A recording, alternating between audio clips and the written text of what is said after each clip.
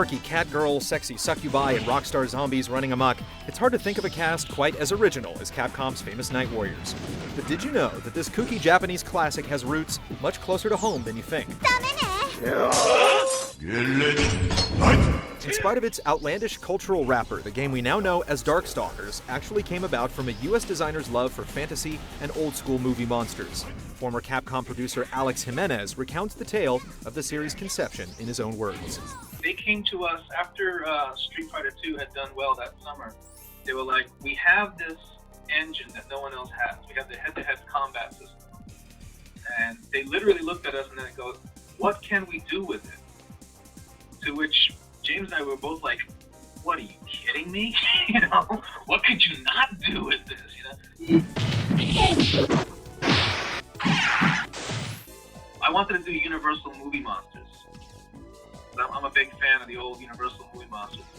And they were like, well, they don't want to license them, so we'll just make our own. So I kind of whipped up the Darkstalkers in about an hour or so. I wrote their backgrounds and whatnot. The only one that they had a problem with the Darkstalkers, they had two problems. Was originally, Morrigan was supposed to be a female vampire, and I changed her to a succubus. I said, well, you already got a vampire there. That's not a succubus. And they didn't know what a succubus was.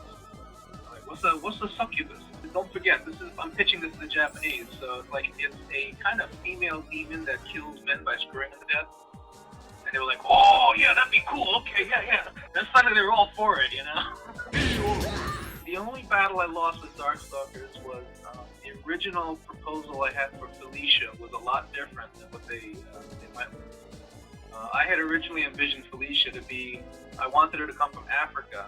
I wanted her to be this really beautiful, tall Maasai woman, you know, with short cropped hair who would fight. She had really, really long legs, really tall, and then when her special move, she would jump into you and shapeshift into a Black Panther and land on you and claw you up and flip back, you know. She would shapeshift back and forth. They sent me back Felicia, the little white kitty cat, which was like, you know, I was like, all right, well, can't win all of them, so we'll go with that one. He also went into detail about the various Hollywood homages seated in each character's names, starting with the fishy merman, RIKUO. The characters in Darkstalkers are all named after, a lot of them are named after either actors or from the actual mythology. RICOU is named after RICOU Browning, who played the creature of the Black Lagoon.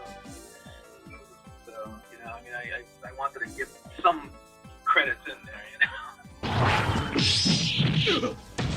Other references extend to fellow movie lot monsters, folklore figures, and beyond. Bishamon draws a stark comparison to Bishamonten, the Japanese god of war. Huitzil to Huitzilopochtli, the ancient Aztec god of sun and war. John TALBAIN is likely a reference to John Talbot, father of the main character of the film The Wolfman.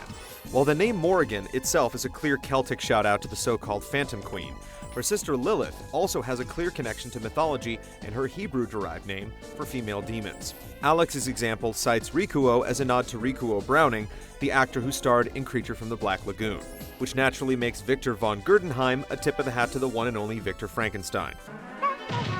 Other characters like BB Hood and Sasquatch are dead giveaways, but there are many others whose references are still cleverly tucked away. How many can you come up with on your own?